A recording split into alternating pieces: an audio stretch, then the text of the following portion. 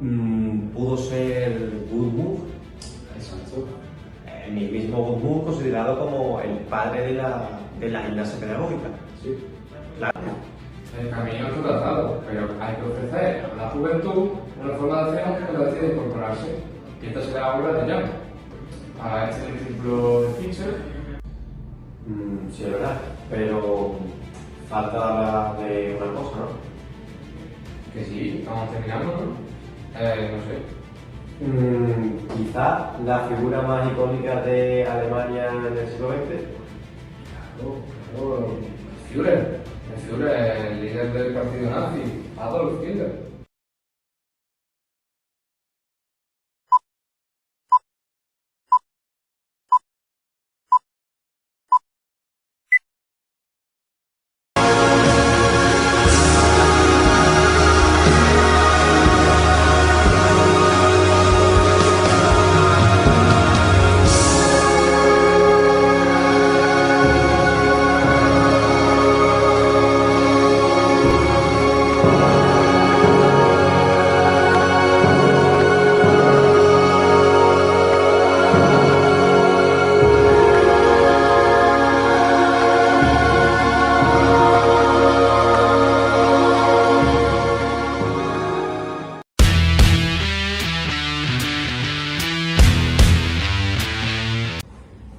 Bienvenidos, señores y señoras, un día más a nuestro podcast del deporte a la historia, el hogar donde cada gol, cada carrera y cada lance tiene su propia historia.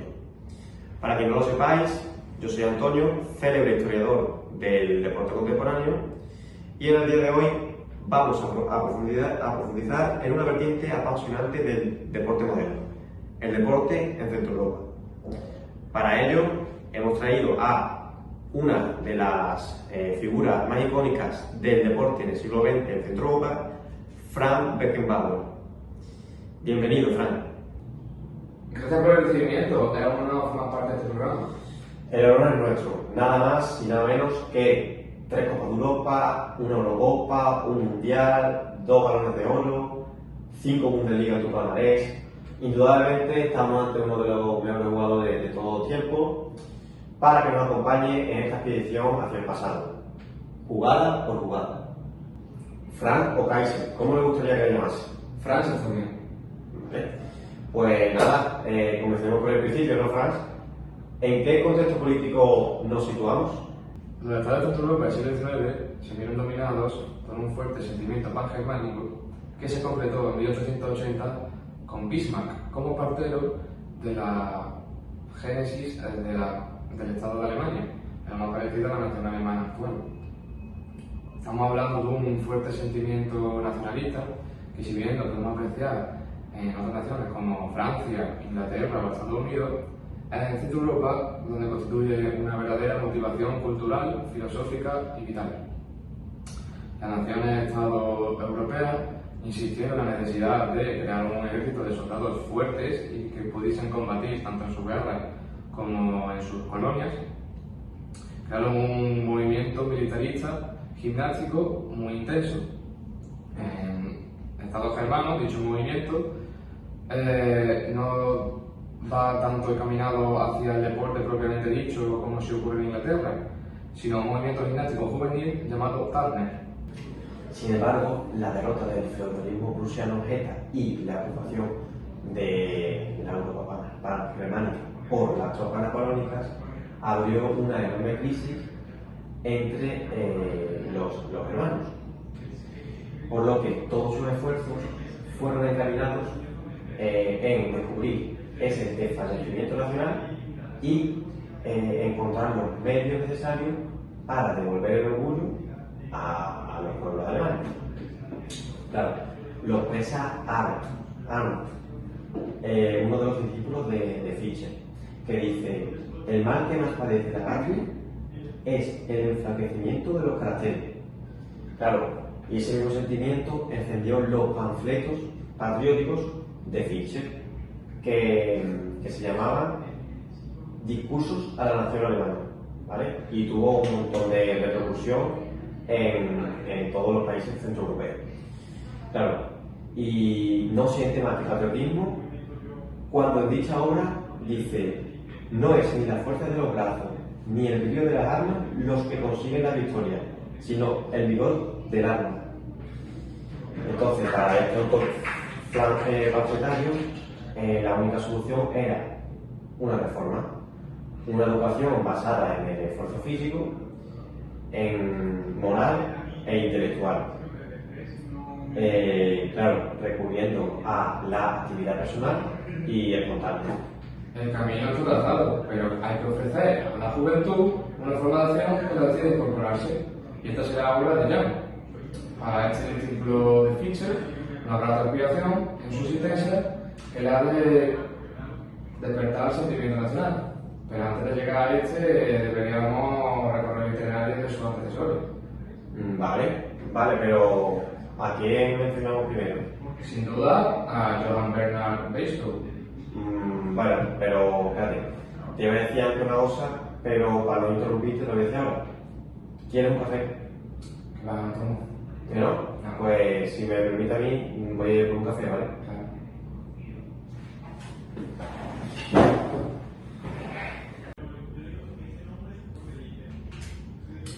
Como iba diciendo, en el siglo XVIII no era nada raro creer que la sociedad podía ser reformada de una manera humanista e inteligente. Este era el punto de vista que tenía Johann Bernhard Beislow.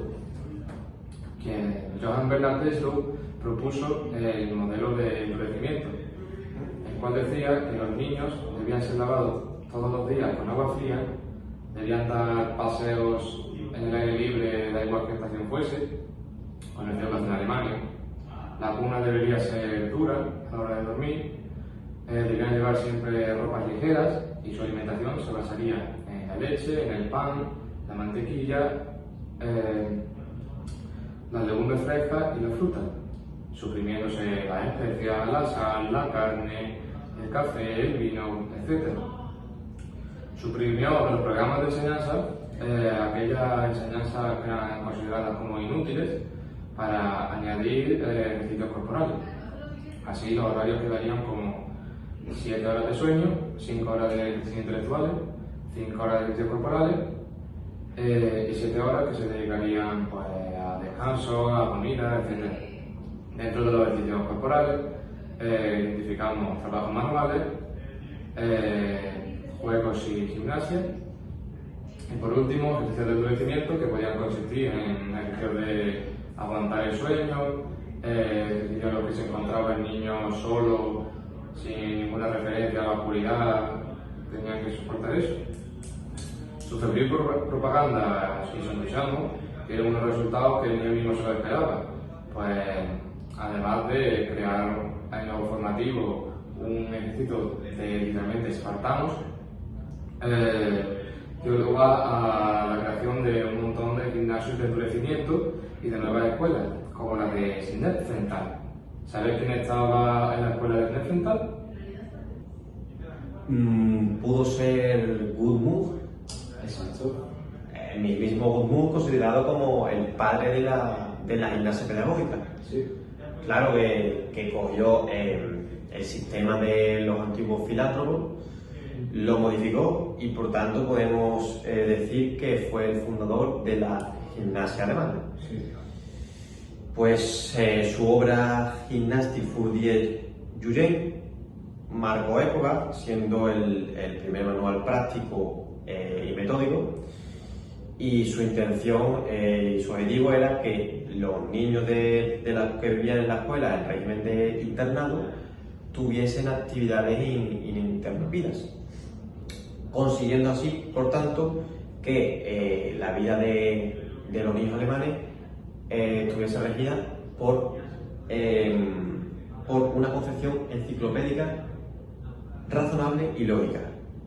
Y nada, allí es donde creó Guðmund las famosas tablas en las que se recogían todas las pruebas que hacían estos niños, como la natación, saltos, carreras, la carrera de larga distancia que se recogían en las pistas circulares con cronómetros precisos, Y claro, los profesores elogiaban a aquellos alumnos que obtenían las mejores clasificaciones, que también se otorgaban premios, ahora que me acuerdo, y que aparecían también los premios en los boletines de la escuela. Y lo único malo que los niños que perdían pues se sentían avergonzados. Por otra parte, no se debe menospreciar la posibilidad del suizo Pestalozzi. Mucho más blando que el anterior, pero de una indudable importancia pedagógica en lo referente a los progresistas, al menos para aquellos tiempos. Por supuesto. Pues, con influencia evidente en Gutsmuth en cuanto a lo referente a la formación corporal, Henry Pestalozzi crea la Escuela Popular, ampliando el círculo de la educación física. En su método, tanto maestros como alumnos, entre los periodos de clase y entre los periodos de estudio, tendrán que ejercitarse y jugar. Si podemos decir que Pestalozzi es el precursor de que conocemos ahora como el recreo, ¿no? Rompe con los sistemas anteriores y funda lo que llamada educación integral, en la que se tiene tanta importancia a lo práctico y a lo corporal como a lo intelectual, memorístico y acumulativo, llegando a poner en práctica las ideas del precursor Gutsmuth. No cabe duda que sus trabajos impulsaron los estudios en la gimnasia. Visto todo esto, yo creo que es hora de hablar del padre de la gimnasia, Friedrich Ludwig Jahn, que su legado no solo abarca el ejercicio físico y la salud, sino también fue muy importante su compromiso político y la importancia que tuvo en la formación de la identidad nacional alemana. Pues Friedrich Ludwig Jahn nació el 11 de agosto de 1776, es el 8. Es el 8, no hay más, me comió 2 años.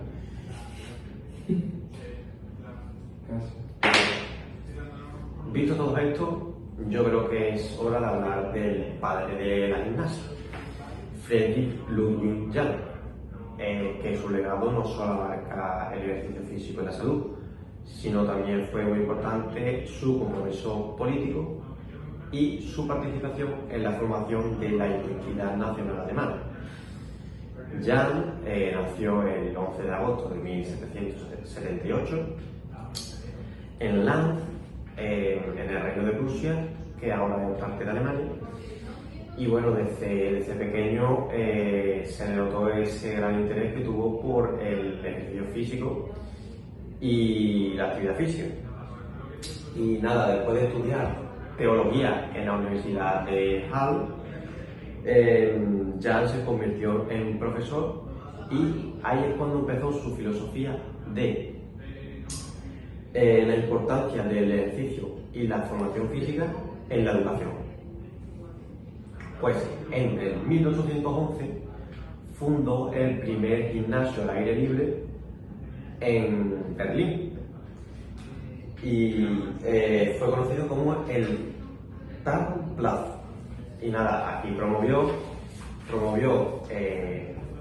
la práctica del ejercicio al aire libre y fue muy importante para los Tagnes, ya que ahí es donde desarrolló el método de entrenamiento que luego utilizarían los Tagnes.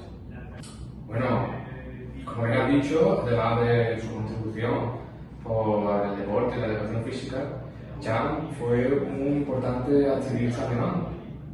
Durante la ocupación napoleónica de Prusia, Jahn abogó por la independencia y la resistencia de Alemania. Para ello, por ejemplo, pues puso su gimnasio como un lugar de encuentro para los patriotas alemanes en los que discutirían sus ideas políticas y se planificarían acciones para la liberación de Alemania. ¿Y qué sabemos en cuanto a su método de entrenamiento y los Tagnes? Bueno, pues el método de entrenamiento de Jahn se centraba en ejercicios gimnásticos realizados al aire libre, como bien pueden ser saltar, trepar, lanzar, correr. Estos ejercicios no solo promovían la salud física, sino que también promovían un espíritu de camaradería y de unidad entre los participantes. Los Tagnes creían en la importancia de una educación integral que promoviese tanto conocimientos intelectuales como corporales. Abogaban por una educación que cultivara no solo el cuerpo, sino también lo racional, los valores y el espíritu nacional. Además de la práctica de gimnasia, los Turner organizarían en sus sociedades, que se llamaban Turnvereins, una especie de reuniones, conferencias y debates políticos que les permitirían promover sus ideales, lo que haría que estos Turner se expandiesen rápidamente por Alemania, debido a que fomentaba un sentido, una comunidad y un sentimiento de pertenencia a la comunidad que se hizo muy popular entre los alemanes y que hizo que su legado se extendiese hasta nuestros días. No, sin duda se trata de un movimiento arrollador. Eso está claro. Una cosa, ¿tú le encuentras alguna similitud al desarrollo del modelo deportivo alemán con el anglosajón? No pueden evitarse las similitudes entre el deporte en la Europa central y el mundo anglosajón. Estas similitudes se dan sobre todo por el arrasador interés, en este caso científico, que hubo. Esto se da en la búsqueda de la precisión en las medidas, en la utilización de la ciencia para comprobar en cualquier parte los resultados, y luego también la competición como constatación de que aquello funcionaba. Los nuevos deportes fueron abiertos a la participación y a la observación de todos. No obstante, hubo también diferencias entre el deporte anglosajón y el continental evidentes y con matices muy diversos. Hombre, indudablemente los dos modelos eran ideológicos y el resultado de una forma de aplicar la política social. Pero en Inglaterra, el sistema capitalista entendió la necesidad de dejar que la competencia seleccionara los ámbitos formales, que cada uno se buscara la mejor manera para prepararse, y entonces solo hicieron los reglamentos de forma que respetasen a los demás. En cambio, el deporte centroeuropeo del siglo XIX, de Escandinavia hasta Suiza, fue proyectado y organizado de una manera muy controlada. A pesar de sus pretensiones en las finalidades de carácter educativo, en la salud o en el higiene, verdaderamente su intención era la de control y adiestramiento de los jóvenes de la clase alta, como ya sabemos. Claro, la actividad física de Europa, a diferencia de las islas británicas, no tenía nada que ver con el capitalismo. Existían premios en metálico de ciertos valores, pero las apuestas funcionaban con normalidad y se cobraban entradas para determinados espectáculos o exhibiciones. Claro, pero todo esto era la continuación de los juegos rurales que en todo el mundo habían funcionado con las apuestas y con premios valorables. Las técnicas de las competiciones anglosajonas se infiltraron en Europa con claridad muy avanzada el siglo XX. Hasta los Juegos Olímpicos de Berlín en 1936 no se empezó a ver el deporte con cierta seriedad. Dicha seriedad no logró materializarse hasta los Juegos Olímpicos de Roma en 1960 debido al parón por la Segunda Guerra Mundial. Es entonces cuando se empieza a ver una especie de doble vertiente en el mundo del deporte. Un deporte espectáculo caracterizado por que genera dinero y por tanto profesionalismo, se publicita en unos medios que aún son de comunicación y tiene mucha influencia en la política, y un deporte práctica que no tiene ni apoyo político ni económico, pero en el que mucha gente aún confía por sus múltiples beneficios sanitarios, higiénicos y de imagen corporal. De esta manera, la adopción de reglamentos más o menos iguales y la consiguiente organización de torneos entre los diferentes Turnplätze habían sido necesarias para que los ejercicios de Jan pasasen a considerarse como una especie de deporte, saliendo Alemania hacia el resto de países europeos. Exacto, podemos decir que los gimnastas alemanes de los Turner entendieron el futuro como los deportes. Es que entendieron el futuro que estaban en el deporte. Es difícil. Esto lo voy a leer en economía, ¿verdad? Exacto, podemos decir que los gimnastas alemanes de los Tarnes entendieron que el futuro estaba en los deportes, en la competición, en la vistosidad de los ejercicios, la individualidad y también en valorarlos. Por tanto, esto daría a la gimnasia deportiva. Y nada, la tenacidad que tuvieron los científicos, los métodos científicos de los Tarnes, pues hicieron que esta gimnasia se convirtiera en uno de los deportes más importantes del mundo. Y esa modalidad se llama actualmente gimnasia artística. Bueno, y por otro lado, uno de los deportes creados por los técnicos de educación física alemanes fue el balonmano, un juego que encontraron en Uruguay, que se lo trajeron a Alemania y lo transformaron hasta darle su forma actual. Y este caso es un tanto interesante, pues supone el paso de un deporte que comenzó como en terrenos rurales a uno que se jugaba de manera industrial. Es decir, nació en los campos de fútbol, jugándose a 11 y acabó jugándose a 7 en los polideportivos de 40×20. En el balonmano o handball, como lo llaman allí, empezó siendo un deporte que necesariamente debería practicarse al aire libre y comenzó jugándose con una regla muy parecida a la del fútbol. 11 jugadores en un campo de juego idéntico, la única diferencia es que tenían un área que era un círculo, un semicírculo alrededor del punto medio de la portería del portero.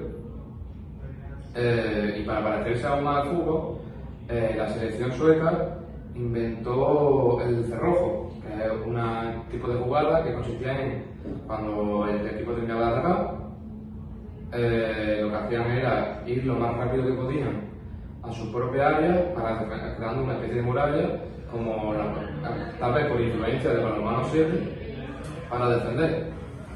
¿Qué pasaba? Pues que se dieron cuenta los técnicos y especialistas en el deporte que 2/3 partes del campo sobraban. Pues la mayor parte del tiempo del partido se pasaba corriendo a un ritmo lento desde una punta del campo a otra para luego chocarse contra una barrera que difícilmente iba a dejar que pasase.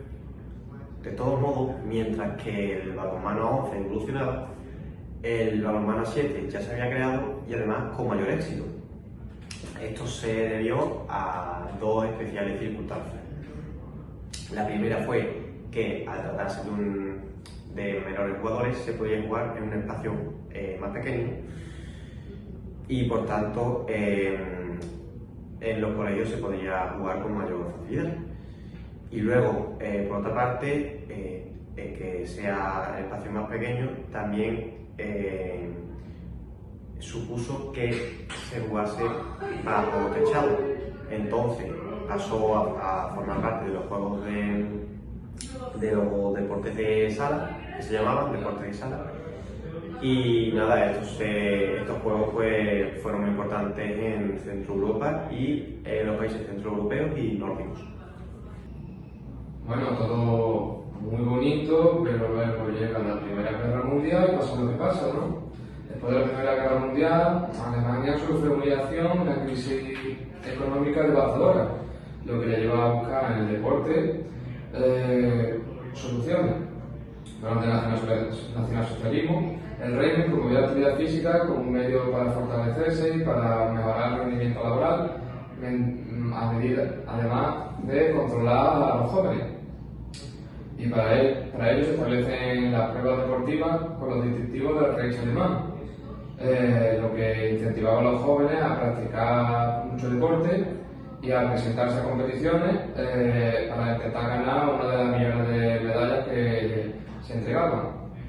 Sin embargo, tras la Segunda Guerra Mundial y la Guerra Fría, Alemania se enfrenta a su pasado y entonces actúa de una manera más cauta en cuanto a ese nacionalismo. Sí, es verdad, pero falta hablar de una cosa, ¿no? Que sí, estamos terminando, ¿no? No sé. Quizá la figura más icónica de Alemania en el siglo XX. Claro, el Führer. El Führer, el líder del partido nazi, Adolf Hitler. Sí. ¿Qué deporte crees que le gustaría a Hitler? Pues no sé yo, eso está claro. Hitler compartía con Friedrich Jahn una preferencia hacia la agresividad física por encima que hacia el intelecto. Criticaba el sistema educativo alemán por ser demasiado intelectual y abogaba por una mayor atención hacia el ejercicio físico, especialmente hacia el boxeo. Consideraba que este deporte ejercitaba el ataque del soldado alemán y le ayudaba a resistir los contratiempos que le pudiesen surgir por interpretarse. Hitler mostró su apoyo hacia el boxeo alemán tras la victoria de Max Schmeling sobre Joe Louis en 1936, enviándole un telegrama de felicitación, un ramo de flores a la esposa de Max Schmeling y organizando una comida en su honor. Esta preferencia por el boxeo reflejaba su ideología nacionalista y su visión de formar individuos fuertes para el Estado nazi. Y os preguntaréis, ¿hubo Juegos Olímpicos durante el poder de Hitler? Pues sí, hubo en 1936, fecha en la que se le concedió el derecho a Berlín a organizar los Juegos Olímpicos.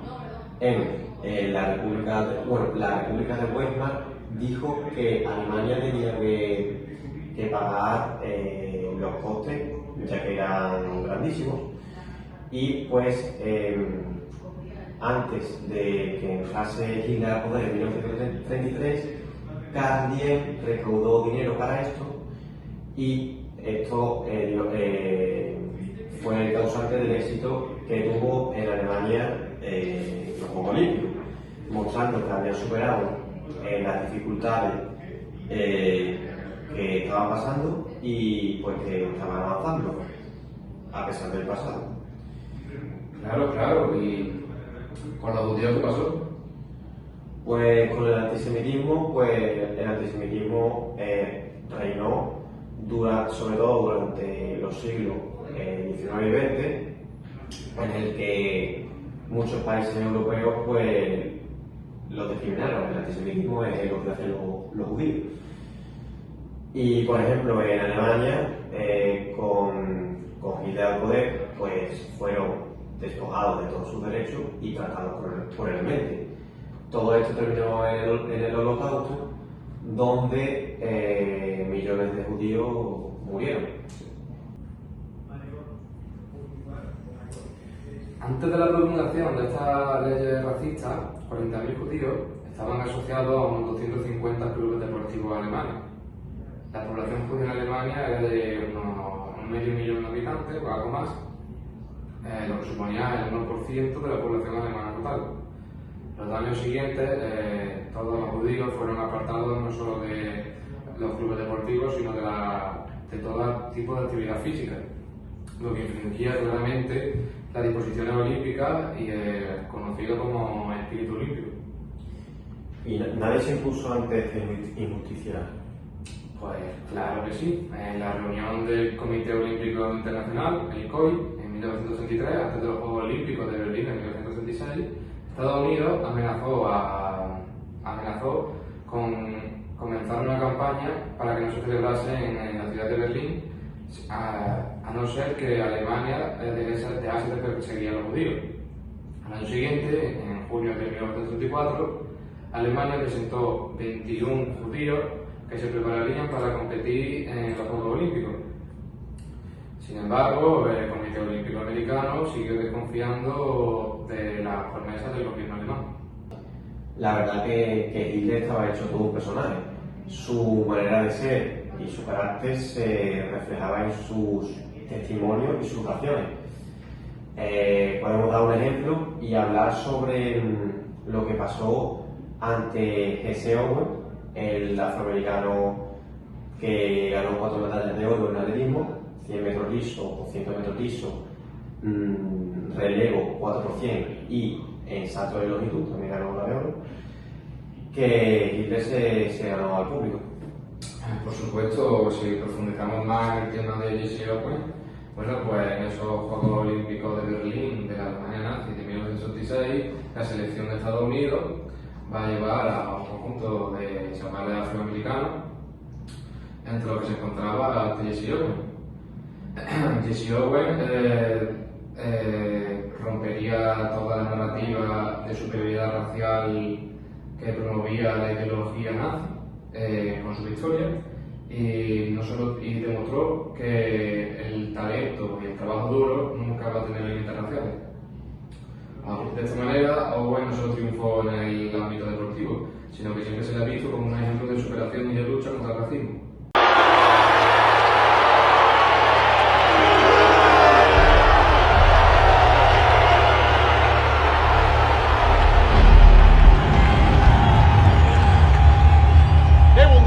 Or they will hate you. Does not matter. Because either way, when you're out there, you're on your own. Set.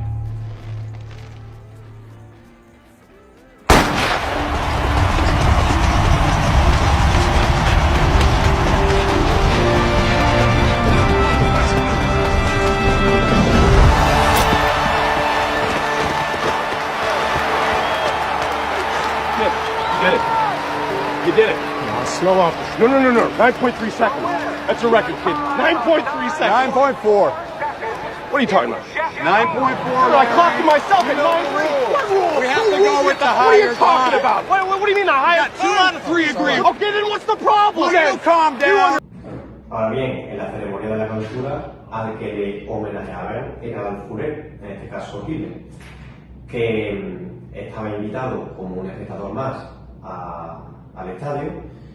Y se vio algo que en esta época nunca se había visto, algo parecido a lo que se daba con los emperadores romanos. Todo el público de pie homenajeando a Hitler, según el COI. Tanta Alemania ya me está cansando.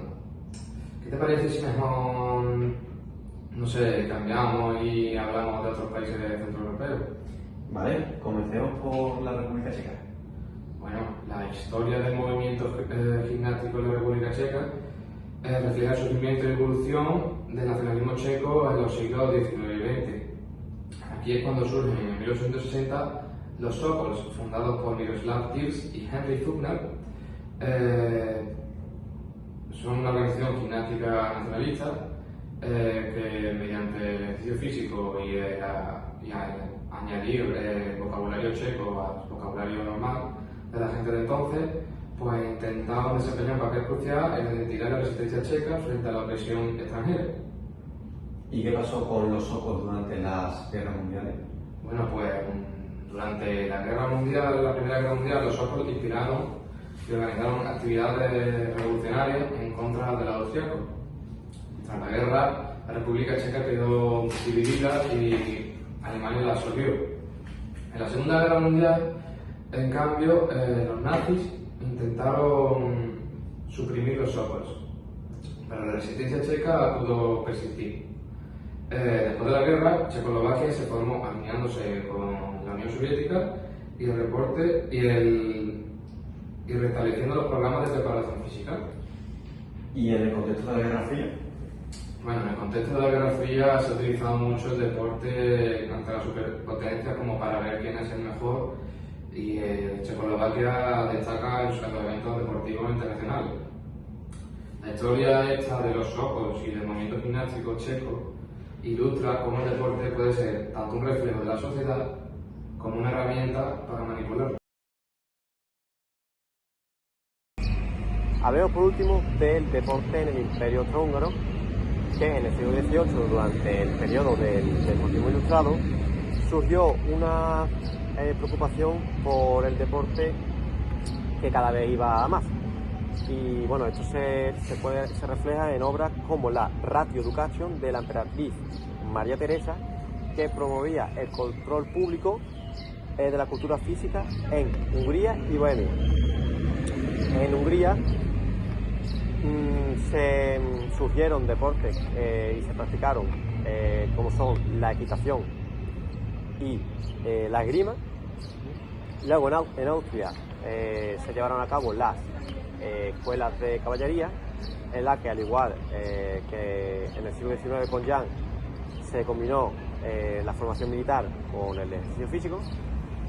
Y también cabe mencionar en Austria a los hermanos Pan Stefani, que fueron figuras clave en la promoción de la gimnasia en Austria. Está claro que estamos ante una de las etapas más apasionantes de la historia del deporte. La verdad que sí. Pues nada, es un placer haber compartido conocimiento con usted, Fran. Y nada, esto es todo por hoy. Nos vemos en el siguiente episodio.